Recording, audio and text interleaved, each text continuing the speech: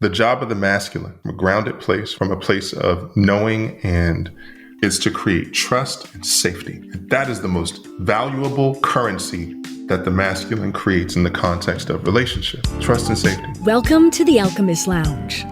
What if you could hang out with high-performing executives, entrepreneurs, and leaders? Ask them about how psychedelics have impacted their self-improvement journeys. Then take an insight or two to guide your own growth. Each week, Alex Atwood takes an in-depth look at how psychedelics can increase fulfillment, solve personal problems affecting your career, and help you gain the success you seek.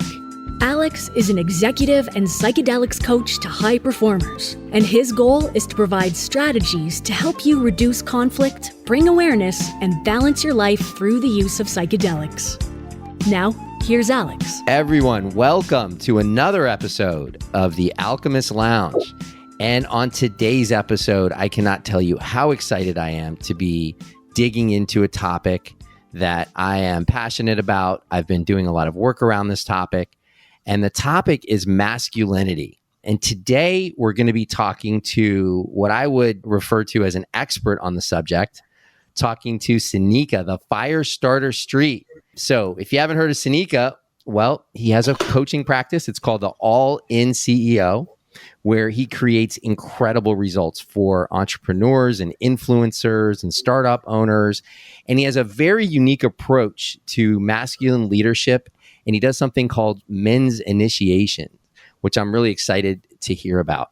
So today we're going to learn all about his journey from boy to leader, learn about his search for greatness, how he became a fire starter, and what that means for him in his business, in life, and in the world in general. So thank you so much for joining the show. For sure, man. It's a pleasure to be here, brother. Oh, man. And it's also a pleasure to be here with another brother with facial hair. So, look, we rock out with the facial hair. We can do that. We certainly do. I'm going gray and I'm loving it. Just keep the grays, keep it going. You got the darker facial hair, but we got the... Trust me. This is colored. I'm going to just keep it. Listen, this is all... My facial hair probably looks like yours, but I'm going to just out the gate. Look, if this is your moment to tune out or tune in, I'm going to just keep it 100. This is 100% facial coloring on my beard. Just I FYI. love it. Man, so that's how we start this off. We're going to start authentic and we're going to tell it like it is. Straight up. Yeah. I love it. So today we're going to talk a little bit about masculinity. And toxic masculinity is now in the vernacular. And it's a term you hear all the time in the public domain. You have people out there like Andrew Tate, who frankly, I feel like mischaracterize masculinity, and they kind of view it through a lens of violence and antisocial behavior and misogyny. So I want to hear from you. What do you consider a masculinity? When you hear that word, what does that mean to you? In Starbucks' coffee, we talk about toxic masculinity. If you told me that this cup of coffee that I had poison in it, right? If you told me this coffee had poison in it, or if I told you that you were drinking coffee or something, let's just keep it on me. Somebody told me that this coffee I had poison in it. Do you think I would drink the coffee? No, there's no way you drink Probably it. not. For sure. Right. Yeah. Right. And so the thing is that coffee has some really powerful coffee in its purest state, right? Like, I'm not talking about coffee in in the chemicalized and all that other kind of stuff. I'm just talking about, there's nutrients and benefits and associated with antioxidants associated with coffee. And so if I have coffee and I've been drinking the coffee in its purest state, but somebody told me it was poison in it, I wouldn't want to drink it. You know? And the thing about the idea around toxic masculinity is that there are men who are on a search towards their own version of leadership. And what happens is that when you use the word toxic, I understand where it comes from. I understand the lineage. I understand where it's pulled from. I get it. But the thing is that when you have a guy who's actually stepping into masculinity, to stepping into true masculine leadership, when you have a man who is literally stepping into that man has the ability to be the representation of everything you ever wanted. Mm-hmm. He will be your protector. He will be your protector, not just against physical violence, but emotional safety. He will provide you not only with financial resources, but also provide you with the love and the safety and the consistency associated with your home. He will not only preside over your environment, but he will preside in his own life. He will show up for his own life. And every single time that we put the word toxic in front of masculinity, my belief is that what it does is it says, don't drink the coffee because it's poison. I love it. Why would you want to drink poison coffee? Who would want to drink poison coffee? No. I don't want any poison coffee. No one wants any poison coffee. So what it does is it cuts, because here's the thing. So then some people are listening to this and they go, but toxic masculinity is real. And I get it. Here's the thing. What's your intention in using the phrase? What's your intention in using it? Because intention should precede everything.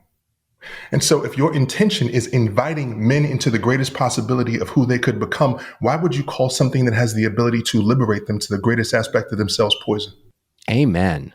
I love it. And that term is completely misguided. And I agree with you 100%. It's lazy. It's lazy and it's misguided.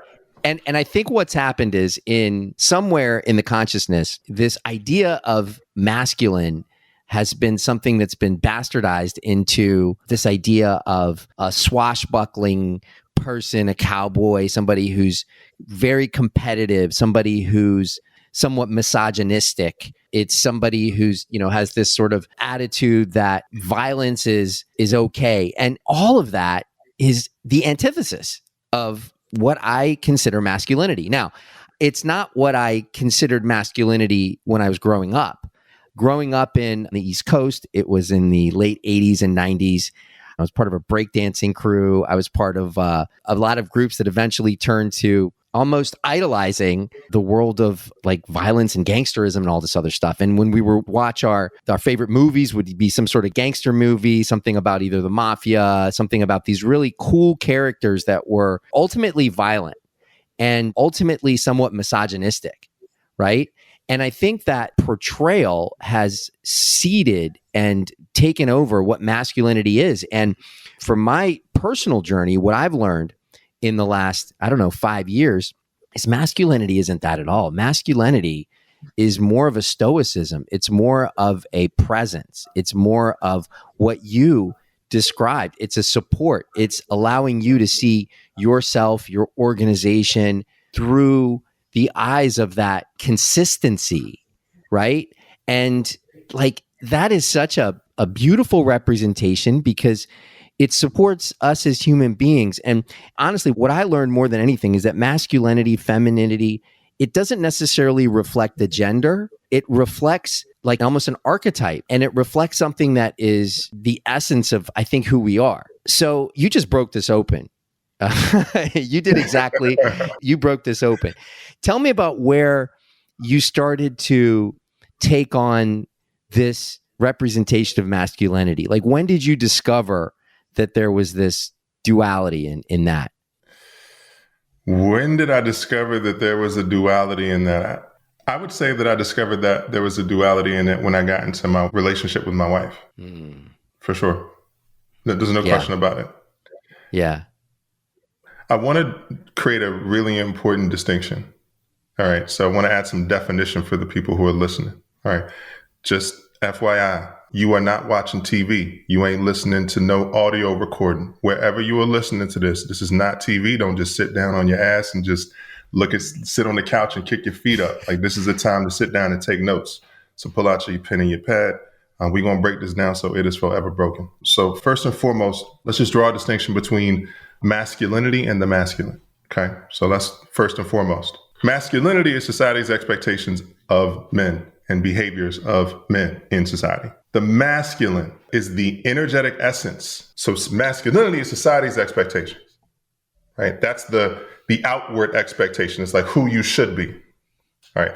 The masculine is the energy that operates within us. All right. So the reason why I teach true masculine leadership is because there are a lot of people running around with co-opted definitions. Listen, it's the way that we move. We adopt information. We adopt downloads of meaning. We just receive meaning and we assume what it means, and then we move. And then what happens is that becomes the way that the thing that informs the way that we move through the world. So the opportunity in this is that I want to give you some definition on this. So the masculine energy is action-oriented behavior. Mm-hmm. All right. It is outward focused. Feminine energy is more inward. It is more introspective. It is an inward pursuit. So it's the emotional body. It's those types of things. Masculine energy is more outward focused. It is action-oriented behavior. So when we look at things like you brought up, like the archetypes, and for people who are familiar with this, if you are not familiar with this, then this would be a really good time to be able to go out and get a resource.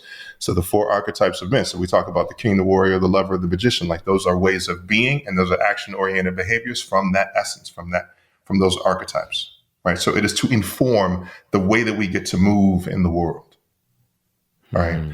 And so what I realized when I got into, you said, when did I come into realization of this? I am almost certain that when my wife first saw me, she was like, well, you operate like this. You operate in your masculine essence, right? You embody many natural qualities that gravitate to, that speak of your masculine essence. Like, I'm a big guy, like I'm 6'8", I'm a large human. And so the thing is that when I was engaged with my wife, she was telling me, she was like, I think you should work with men. Because when I first started working with her, I was just getting into coaching. And she was like, I think you should work with men. I was like, who would do that? So then she was like, I think you should focus on like masculine. I was like, why would that be necessary? Right? I was like, oh my goodness. So I'm like doing, prototypical like hero's journey stuff, right? Reject the call. Like I say, everybody gets the call, but not everybody answers the phone. Right. So I was hitting send a voicemail on the call whenever I got the call. And so what essentially happens is that generally when we are in intimate partnership with a woman who either embodies aspects of ourselves, that the beauty of being in an intimate partnership is that when you're in an intimate partnership, your partner is holding up a mirror, right? This is a brush. I use it for my beard. But the point is that, they hold up a mirror, and that mirror is a reflection of essences of yourself. So the thing is that because you come into the realization that, Alex, I'm not exactly just experiencing you in relationship. If we're like in a relationship, I'm experiencing me through your eyes. I'm experiencing me through your language. And so you are doing is you are giving me a reflection of the way that you see me showing up. And so many men get awakened to certain aspects. It's like from their partner, who powerful teachers teach you that your partner is like an oracle. Whether you're in an effective relationship or an ineffective relationship, the bottom line is they are reflecting things to you about how you show up in the world. And the opportunity in this is that that's a really sensitive place, because many men are in really volatile situations. I have clients who are in situations where they're in relationships with women that are like hit them. I got guys in relationships, and these are like, strong guys, but they haven't been redirected to understand how to correct behavior other than with physical aggression. Right. And so the thing is that, so then we get into this really delicate place. So now I'm in an ineffective relationship situation. I don't necessarily know how to move. And then as a result of not knowing how to move, the last thing that I want to do, so I would say that I want to fix the relationship, Alex, and this is like the nail on the head. It's so sensitive for a man to be in the journey of trying to fix a relationship when he was supposed to know what to do from the beginning. You're supposed to know what to do.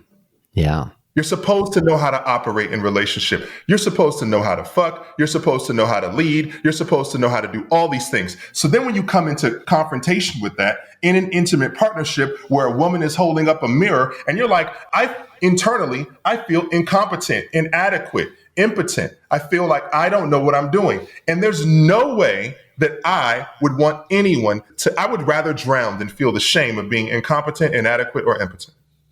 So then that creates the paradigm with which many men exist in the context of relationship. They'd rather drown rather than experience the shame associated with relationship. And I was one. So I'm drowning in my relationship. Like I don't know what's going on. I'm like, what is happening? I don't know how to lead effectively.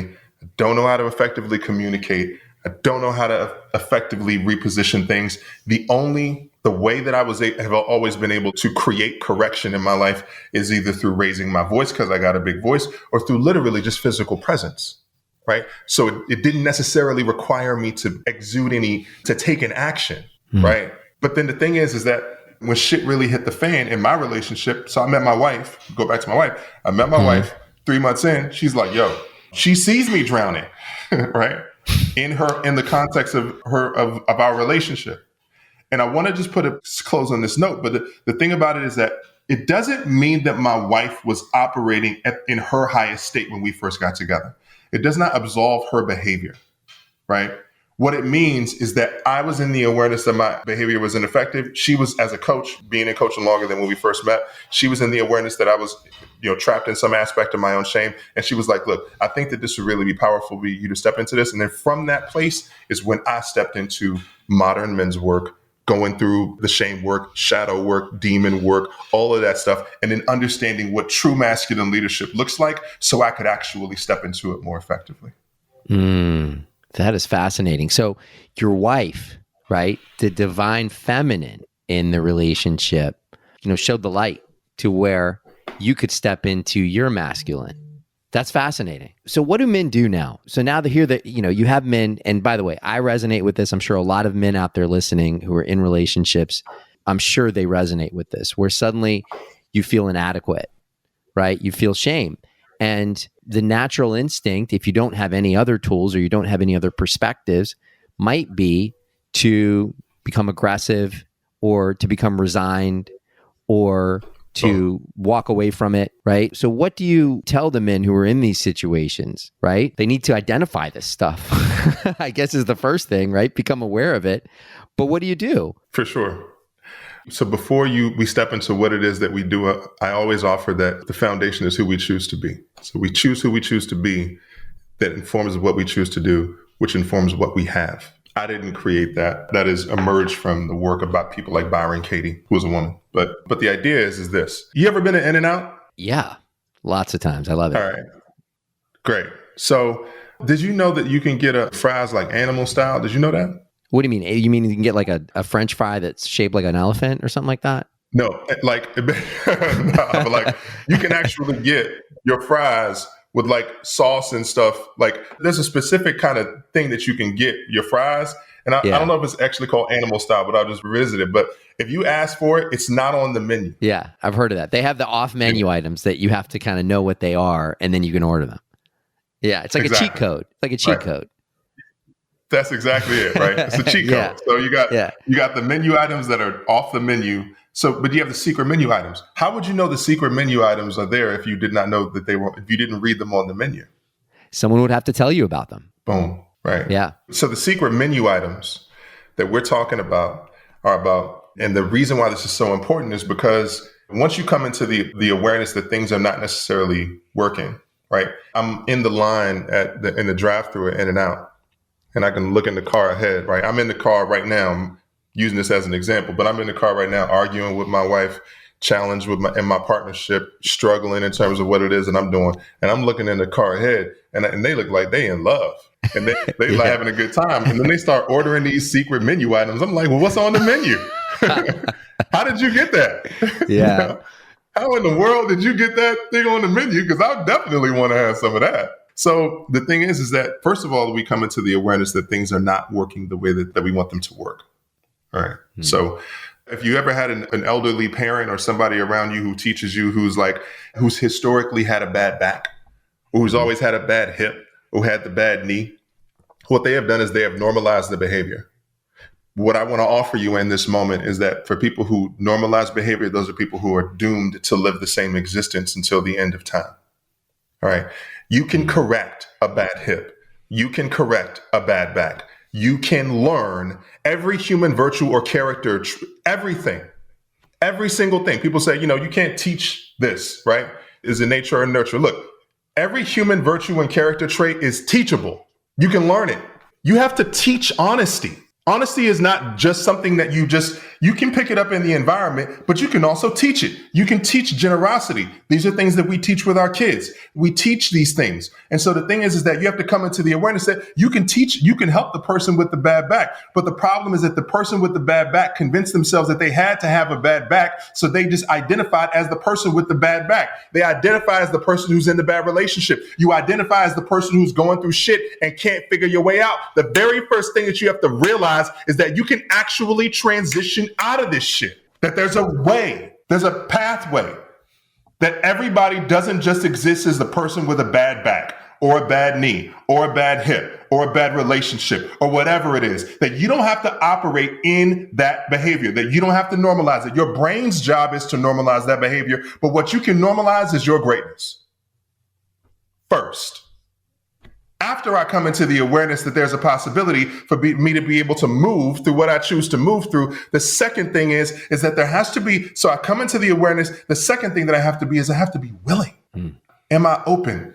Am I receptive For many men listening to this, this is not piercing your soul. So let me give you the words that you will see as you are scraping your face up off the fucking ground. For many of you, what's going to happen is that you will realize this at rock bottom. Repeat, you will realize this at rock bottom. That was my wake-up call, was rock bottom. Some guys will hear this and they'll go, yo, I really want to shift this thing now. Many guys will go, look. Sounds boom. good. Right? Yeah. Boom. Now I realize it, right? Now, whoa, at rock bottom. All right, so now I'm at rock bottom. And then I go to the point where, man, I got to figure this shit out because everything's on the line.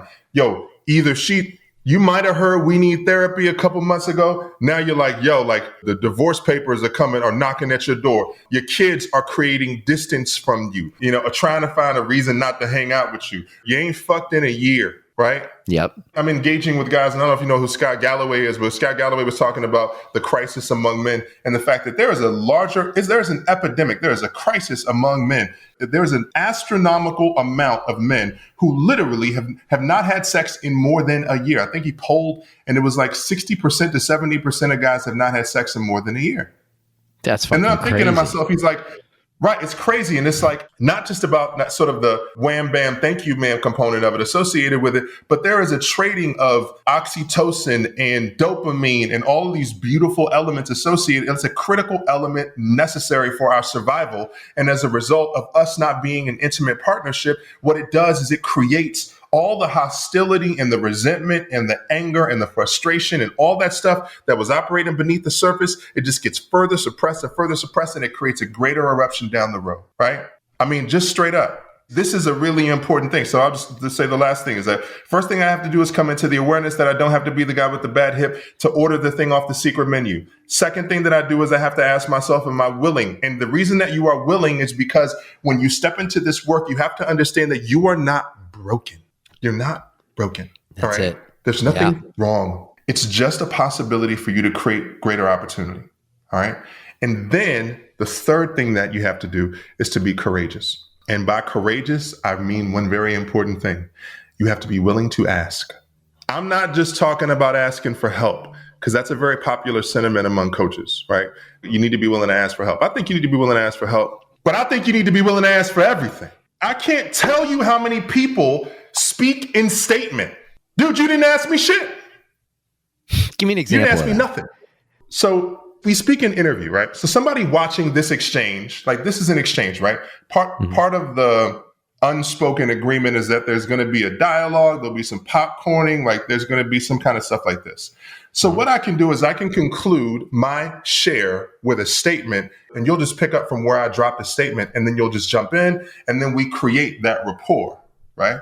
Yeah, that's right. The difference is that in exchange, in a conversation, if I am in my leadership, then I'm an explorer.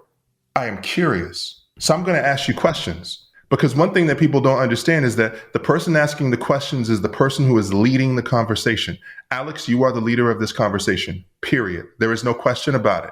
I'm just breaking it down so anybody who knows, Alex is the leader of this conversation and he is guiding this conversation, all right? He's the one asking the questions. So if I am in a conversation, if I am in an exchange with my partner, then what I am doing is I am asking them, so Alex, how does that make you feel? What I just shared with you? What about what I just shared may not necessarily be clear? Is there any aspect of it that may be unclear? Is there something that we need to work out in this context? Right? Is there something that we get to work through? How do you feel about the thing I said with the coffee and the poison? How does that feel? Right? Was that a relevant example or a metaphor? Right? Like we get to ask these questions. And I can't tell you how many people who literally end their dialogue in statements, because what they think communication is literally just trading barbs. And that's not effective communication. When Especially you are in communication with men, especially with men. Yeah. I get my downloads, a lot of this I was never in the military, but I get my downloads from military communication, because the main thing that they need to do is they need to make sure that everything is clear, that the orders or instructions are very clear. Right. And so the thing is that if you send somebody, if I'm talking to you, Alex, and I ask you, hey, take care of this thing for me. Right. And then you just go, I'm going to ask, is that clear or understood? Like, can you confirm receipt of that? Yeah. Can you confirm receipt? So in my exchanges, if we're text messaging something, you'll see me respond and I'll go, yeah, got it, confirmed. I'll acknowledge what you said, received, understood. right? I make sure that you understand on that. And when I am in search, I ask questions until I receive the information that I am seeking, period. Period. Every communication I send ends in a question until I receive the information for which I am seeking, period. People end this shit in statements. And I'm like, the simple example is I had a client one time and he said he would send me statements. He'd be like, so I'm just trying to figure this thing out. Oh, so, this is what I'm going through with my wife. Oh, so this is what's happening in this. And what I have to do in that situation, Alex, is I have to mine what he said, extract a meaning that may or may not be exactly what it was that he's looking to be able to do or to achieve. And then I'm going to spit it back out of him. And then he has the potential to be able to reject it, which basically just reiterates the fact that he's not worthy of whatever it is that he feels like he is seeking. And so I'm like, I'm not responding to it. My 11-year-old used to come into the room in the middle of the night looking like a ghost with a blanket over himself at the middle of the night. And he'd be coming in and he'd be like, I am hungry. I'm like, look, congratulations. Congratulations that you are hungry. What is your request, my brother? Like, do you want food? Right? Yeah. Because I don't even ask him if he wants food. I say, what is your request? And I literally put him in a position to make his request. Because the reason that we don't ask for requests, Alex, and this is the last point I'll make on this, is that it brings us into our greatest wounding of being rejected. When we when we make a request. Yeah. So if I ask you for love, just in the context of a relationship, I'm in a relationship, a woman says, this is a tough one. She says you're a bad lover. Ooh. Yeah, that's like one of the worst. It's a toughie. One of the worst, right? Yeah. It's a tough one. Or I'm not getting what I need in our sex, right? Yeah. Just whatever, right? She says that. And the thing is that puts somebody in the deepest wound, right? Inadequate, incompetent, impotent, right? The feeling of. And so if I'm in that situation, Alex, and then the question is have I cultivated the emotional fortitude to be able to ask or to move through how to navigate that conversation? Many guys have not. And then it just creates resentment, hostility, and rage. Yeah, I agree. What I'm hearing is a few things. First of all, to check in with someone is very important. To just check in, to understand where they are. So a conversation, by the way, take notes if you have them, because we're getting some real fire here. And I'm starting to understand why they call you Firestarter. Is that right? Yeah. You're starting fires. So what I was saying was you have a conversation that really is an exploration between two people. Understanding what are the feelings and needs behind all of this, right? In the circumstance that you mentioned with your son, I'm hungry. Okay, what's the need behind it? Like, what is it that you need? Let me know. And I see men all the time, they fail to explore and really get into the world of the needs and the feelings.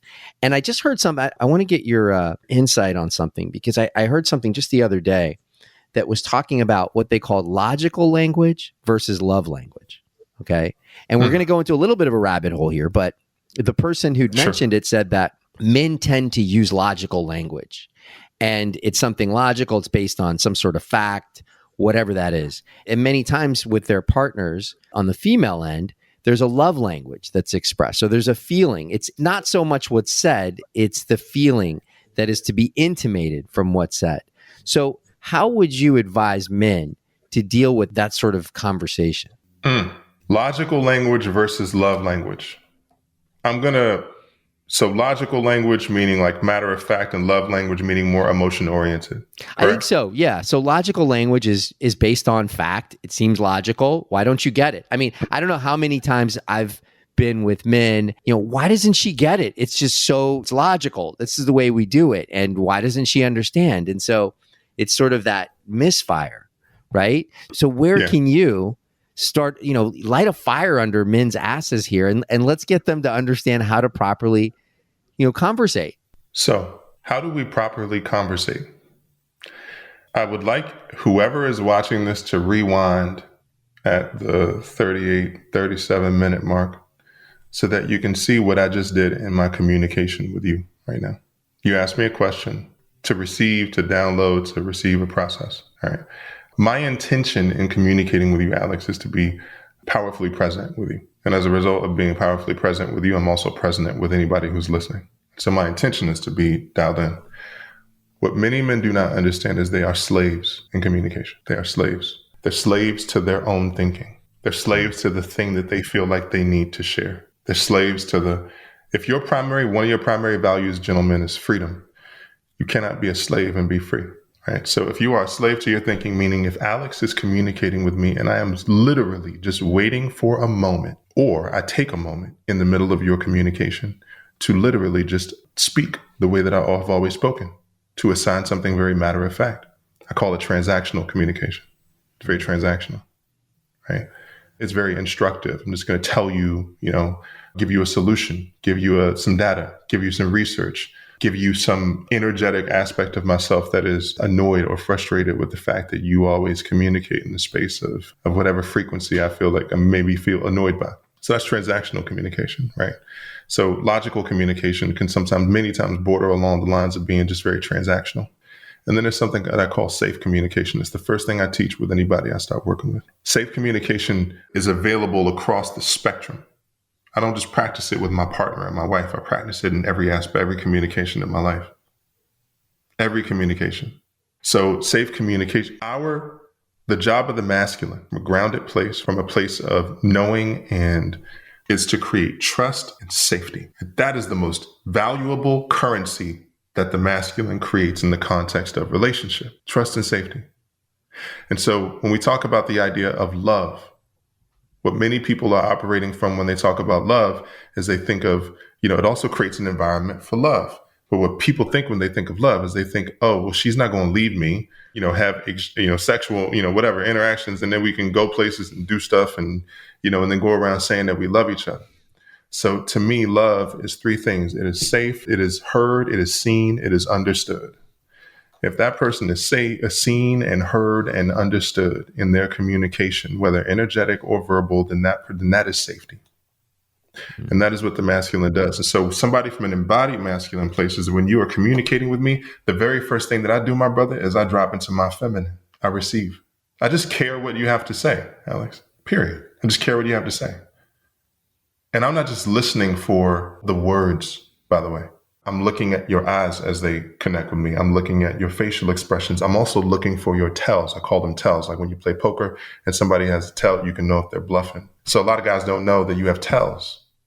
And so the thing is that very first thing I have to do is I have to attune to my intention. My intention comes from a place of not being in a space of the idea to assume solution. Is the very first thing is I want to put myself in a position where I actually care what you have to say. First thing, right? The second thing I do is that's the S, right? So I do that through silence and I do that through stillness. And in my silence and my stillness, I breathe. In my silence and my stillness, I breathe. Because I come from the wounded little boy in me wants to be heard. The wounded little boy in me wants to interject. The wounded little boy in me wants to interrupt. I'll ask your permission to interject or interrupt if I'm in a coaching communication or something like that. I'll ask your, consent to be able to do that because I want to make sure that we can actually get the work done that we need to get done. But the bottom line is that if I'm holding space in the context of a conversation, the most important thing is I want to operate in my leadership to make sure that it's an effective conversation and communication. So I want to make sure you feel seen and heard and understood, period, above and beyond anything else. So silence, stillness. The A is acknowledgement. There's three ways that we acknowledge people. We confirm, right? We confirm what they say. Got it, understood, makes sense, received, right? We mirror, right? So we mirror. So I use the language that you gave to me and I reinterpret it and I just restate it to you. Or I summarize. So sounds like what you're trying to say is this and this. Well, is that what you were trying to say? That looks like what you were trying to say is this. Oh, sounds like that was what you were looking to communicate. Is that a fair assessment? Great. Okay, cool. And guess what? So then somebody said, some people use those as negotiation tactics. And they say, well, how do you know you're not trying to manipulate somebody or whatever like that? I'm like, because it's all about the intention. If I'm in an intimate partnership with somebody and I'm mirroring what they say, here's the two benefits associated with mirroring what somebody says. Yo, I'm telling you, 5 years ago, dude, I thought I was losing everything. I got the memory of an elephant right now. I remember so much just by virtue of recycling what someone says over, like it helps me to understand and to remember things. So when I go, oh, she says, you want to get peanuts from the store? And I go, peanuts is what you want me to get from the store? Got it. And I go out, I may miss the rest of the shopping list, but I'll remember the peanuts. You know? Did everyone hear that cheat code there? That's one. Just repeat it, right. and it starts to sink in. Absolutely. If you repeat it, right? So repetition gives you the ability to be able to remember and to acknowledge the other person at the same time, right? So my two primary intentions in communication, did you hear me say anything about logic or solution in the first thing? Nothing. Not a drop, right? Yeah. F is feeling. So here's how I feel about what you just shared, right? So I start with the way that I feel, and I take ownership and radical responsibility from the fact that it's my experience. So I go, this is how I felt about what you just shared, right? And then from that place, right? So I talk about my experience in feeling. So the F is feeling. So now I talk about feeling. So I go, well, oh, this is how it made me feel when you just shared this, right? And then the E is the exploration. And then when you're in the exploration is where we get to either seek correction in the behavior, is where we get to seek more clarity, is where we get to seek more collaboration. It's where the seeking occurs in that exploration. But if I use that as a framework for communication, then what it does is it puts the other person in a place where their nervous system is regulated. But here's what happens in some people's communication. Like if we're having a conversation, like just talk real quick, right? If you're just talking. I love talking to you. So here's what this is what you do. You jump in the middle of somebody's conversation. Yeah. Yeah, that's you what it is. Jump in the middle because you got to say what you got to say. It's like a jousting. It's jousting for vying for. So in the meantime, no one's communicating. People are just trying to get words in. Yeah, I get it. We're just trying to be the child that is seen and heard. So that's safe. That's silence. Correct. Silence and stillness. Yep, silence and stillness. That's the S. The A is it was repeating. What was the A? It's acknowledgement. Acknowledgement. That's right. Yes. Silence, acknowledgement. And then the F is feelings and the E is exploration. And I love that. I love in acronyms. So I'm going to write that down and make sure that I use that. And guys, this is just what you're saying right now is just pure gold. For those that are really listening to this and understanding what it's like to be in a conversation where you're not continuously going through a Rolodex of information in your own head, trying to either find a right answer or trying to be right in a conversation. When you can let go of that, you can really form real relationships. And even more importantly, you can have a true understanding of the feelings and the needs behind the conversation. This is pure brilliance. I want to talk a little bit about the most obvious thing. And for those that are listening, you may not know, but I see all in on a sign behind you. There's all in on your shirt. Tell me more about the all in man and how does that relate to what we've been discussing? The all in man it relates because it's the foundation of this whole experiment. So right now we're in an experiment. Personally believe this. And I personally believe that if we are in an experiment where there is a existential force that is media, that is society, that is challenging men as to whether or not they want to drink the coffee, even though somebody says it's poison. And then you see people who are inviting you into a greater possibility of who you could be. Will you order the items on the secret menu? And then will enough men order the items on the secret menu until they decide to put it on the menu? And then will enough men make sure that not only is it on the menu, but it's on the side of the building? And then as a result of that, will there be enough men who actually step into, and so that's the call that I feel like I was sending the voicemail when I first met my wife. And I said, you know what? I said, God asked me a question, Alex. He said, look, he said, what if I had the money taken care of? What would you do? If I had the money taken care of, done. Whatever your number is, got you, right? What would you do? I was like, I don't know. I was like, I don't know. And now I was like, I would operate at my highest form of service. Yeah. So the moment that you're catching me, and this is a very real place for me right now, is that my journey is to help men step into their highest form of leadership as a result of my journey of stepping into my own. And so what it means to go all in is to be in alignment and integrity. That is it. Right. So when a man is not in alignment with who he truly is, it's really hard to honor your word. And so it's really hard. And so this guy said to me, he said, I want to be dangerous. He said, came to me, he's like, he was listening to some Jordan Peterson stuff. He said, I want to learn to be dangerous. And I said, all right, cool. He said, because Jordan Peterson says you need to understand your capacity for violence. And I said, all right, cool. I said, can I ask you a question? He said, yeah. I said, do you want to fight me? He said, no. I said, are you sure? He said, of course. I said, why? He said, well, I said, you want to understand your capacity for violence? He said, yeah, I do, but I don't want to fight you. I was like, that's not the way it works. You don't get to choose which people you explore your capacity for violence with. Right? Yeah, if it's you so versus true. the bear, homie, you better fucking get your fucking shit together. That's right. And so I'm just the representation of the bear. I said, now that we got that shit out the way, would you like to really be dangerous? He said, yeah. I said, of course. I said, be a man of integrity. Yeah. Honor your word. It's the single thing that cripples many men. This single thing cripples many men. And what is integrity? A guy came to me one time. He said, I want to be a man of integrity. I said, what does integrity mean? He said, I don't know. I said, well, how can you be a man of integrity if you don't know what integrity means? Right. And so integrity means honoring your word. This is the full definition I give to me. Mm-hmm. Honoring your word.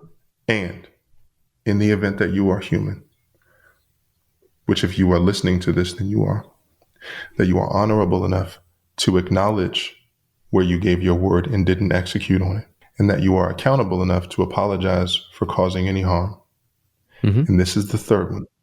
And then to create a new agreement and clean up your mess and commit to the new agreement emphatically. Mm-hmm. But here's what happens in that process. In that process, Alex, the commitment gets dropped off. We equate apologizing to cleaning up the mess and not the sweeping or the shoveling or the actions. And then what happens is that the reason that we don't commit to a new agreement is because we have lost faith in ourselves. And when you stop trusting you, when you have lost trust in yourself, it is the deepest, darkest hole that any man can ever be in. Mm. It is the sunken place when you have lost trust in yourself. And the people in your environment have subsequently lost trust in you as well, right? So in this place, in this sunken place is where you get to be walked out of. And you get to be invited into this space that says, hey, look, this is not just an accident. This is not just you being broken. This is the place from which you emerge. And the reason that you have fallen into the sunken place, Alex, is not because you are broken. It's because you have forgotten the truth of who you really are. Mm-hmm. You have believed the lie. Yeah, that's beautiful. And it really does illuminate the path from what you mentioned earlier, which is rock bottom, right? And being in a place where I guess they'd call it, well, some people call it spiritually bankrupt, but being completely out of integrity to yourself, to others, can put you in that place. And I think I heard you say it was about 5 years since is that right? Did I hear that right? That your journey has been a 5-year journey to bring you from rock bottom to where you are now. Is that accurate? I would say it's 8 years. I met my wife almost four plus years ago. 8 years ago, for me, it was 2015, financially broke, emotionally broken, too deep. I call it a rock bottom sandwich. I was already at rock bottom, and then rock bottom smashed on top of me. It was like an Oreo cookie, and I was the filling, So what's under rock bottom is the emotionally broken. Yeah. Exactly. Yeah. It's like all that shit, So yeah, gone, dude. 2 DUIs, girlfriend paying the bills, 40 pounds overweight, just lost in my life, And I was drowning, and I was afraid to get out, and I was trapped. I was in a really deep, dark place. I was really trapped to get out, and I was believing the lie. I was believing the lie that I was not, that I had nothing left to give. I was believing the lie that I was my bank account, that I was my conditions, that I was my current state.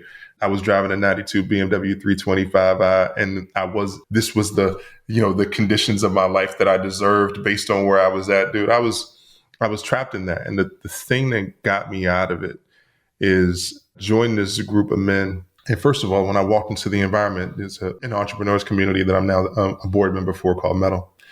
And when I walked into, we used to meet in a theater in Westwood on the west side. And when I walked into there, I was like, all these successful people, the Dave Aspreys and Jim Quicks and all them guys. And I was like, why am I here in this environment? And I realized there's a quote by Les Brown. He says, sometimes you need to believe in somebody else's belief in you until your belief is strong enough to kick in. Mm. And what I realize is that the journey to stepping into masculine leadership means that we stand on the shoulders of giants. And I had to stand on the shoulders of giants. And when you are being challenged in those moments, guys, is that you are not just being challenged, you are being initiated. We move through seasons. We move from summer to fall. And some men right now are in the cold of winter. And they do not have a coat. They do not have heat. And they have no roof. And now listen, some of y'all are driving nice cars and you still experiencing the cold of winter. This is a metaphor. The reason why I'm saying this is because if you feel like you're having a dark night of the soul because of the fact that you have pursued all of the financial things and it still did not bring the love and the experience and the life that you really wanted to experience in your life. And then what we get to do is in that moment, you're like, hold up. I could just continue on this path, or I could choose the path. I could say, this is the place from which I emerge. Like I can survive an attack, right? I can survive an attack. Or I can potentially see an attack and I can hold up. I'm ready. It's different. I ain't going down without a fight, right? It's different. It's a different energy. It's a different presence. It's a different intention. And so I go, you know what? I could survive it like this, or I could say, let's get it. Let's stand up on this. This is the place from which I am born. So when I was at that place, Alex, I moved down to San Diego. I got a job. I was working in sales. I was staying with my aunt, my cousin's aunt, who I had never met. I was like, called him up. I was like, can I stay with your mom? He was like, no, you can't stay with my mom, but my aunt got a room. Her son went to school. So I go and I stay in his room. He got zebra everything. He got zebra sheets and zebra curtains and zebra comforter. He had it was like he had a fucking zebra dresser in his room. I was like, I'm sleeping on a futon. I was like, I'm going to be a college student and I'm going to get my life together. I went to the job. It was 28 sales reps. We were selling a debt elimination product. And out of those 28 reps in my first month, I went from number 28 to being the number 2 sales rep in the entire location. I was like, I'm going to study every day. I'm going to open the place. I'm going to close the place. I asked for the security code because I needed it to be able to go out. I was like, I'm going to recreate myself in this moment. And that's exactly what I did. So when I bring this up about the place from which you emerge, is that whatever this dark night of the soul represents in your life, that this is the place from which you get to emerge. It is a lesson in your journey. It is a chapter in your book. It is a moment of recreation, of incarnation, of initiation, a rite of passage. And one of the biggest misconceptions that we have about initiations is that we only go through one from boyhood to manhood, and we don't. Every time there's a change in your season, you are going through an initiation. You are being invited into another level of your leadership. Do you choose the call? Do you choose the fire, or do you just get fucking burned? Mm-hmm. I chose the fire. Wow, that is passionate. Sanyika, I am just inspired. And as I'm listening to you and I'm listening to what the masculine can bring into one's life, I'm now wanting to talk to some of those people that are misguided. We started this off by the word toxic masculinity and how it's actually the intention behind it is to mischaracterize what masculine is. So what do you tell to those people that are maybe their pursuit for competition for more material and they're listening to Andrew Tate and some of these others spew information about competing and beating and being violent is the way to achieve success? What do you say to them as an all-in man? What I would say to them about being the all-in man is the following. Number one, I would say that this journey that we are in is a really important journey for us to be in, the deepest acknowledgement of who we want to grow into. Right? It's a really important journey. And there are guys who follow Andrew Tate and who love Andrew Tate and who embrace Andrew Tate. And to those gentlemen, I just say, stay in that place if that's something that you feel is really called to do. I generally stay away from the idea of denigrating another man just because of the fact that it makes them stronger. So for those individuals, I say, if that's the path that you choose to be on, then stay on that path. My belief around that is that when we operate in the space of the highest level of respect and regard for our women, for ourselves, for our children, for the people that we choose to be in this world, it is the greatest gift that you will ever see to yourself and to your future. Your future is lit on fire. It's lit on fire. I mean, shit, I'm even sweating in this moment. I'm so alive. Like, it's just like your future is literally lit on fire when you get into this exploration of who you can be. And then you go, oh, like, it's not that I'm broken. It's just these are things that I just didn't learn, you know? Yeah. And so that's the beauty in this that we get to explore. And so when we get to explore this, man, like, this is the place this is that emergence. This is the place that you want to emerge. And so I say for the guys who follow the guys like Andrew Tate or whatever like that, I'm like, look, if that should do it, if that's your flavor, then roll with it, right? But I will not denigrate him because my intention is not to give those guys any more power, right? My intention is to hold the line, right? And to speak the truth of what it is that I know masculine leadership to be and to operate in the highest vibration of it. I don't need unnecessary distinctions to be able to step into my form of leadership, period. Spoken like a true king. Thank you for that. I'll tell you, you have started a fire in the Alchemist Lounge, and I'm being for real. Your voice, your passion, what you put behind this. I mean, I can see why they call you the Firestarter. I mean, it's very obvious. You have me passionate about this, and this is a topic that this is a topic I'm passionate about, but you've just kind of raised it to another level. Is there anything else that you'd like to opine on before we wrap up the show? All I will say is that this is the intention in this space, man, is that this is the place that you get to explore. So just explore from where you feel intuitively called. That is it. That's beautiful. For those of you interested, and I'm sure you're interested, I mean, to listen to Sanyika is to hear like a true voice of what actually being present as a masculine man in his masculinity is. You can go to his website. I believe it's the allinceo.com. Is that right? That is correct. That's right. And he has these amazing initiations for men.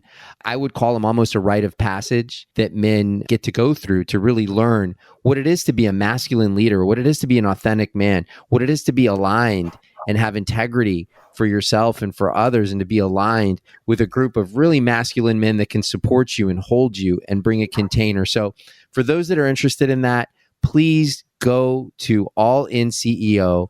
I know you will enjoy the inspiration that Sanyika will give you just through a conversation. And I personally am interested in being in the next initiation that you have. And I'm serious about that. And I come there a lot. So let's talk about that. And thank you so much for being on the show. This is honestly, it's one of my favorite conversations. And I don't say that all the time. You can listen to the shows. This is really one of the greatest conversations I've had. I feel truly inspired. I'm sweating. There's a fire in here.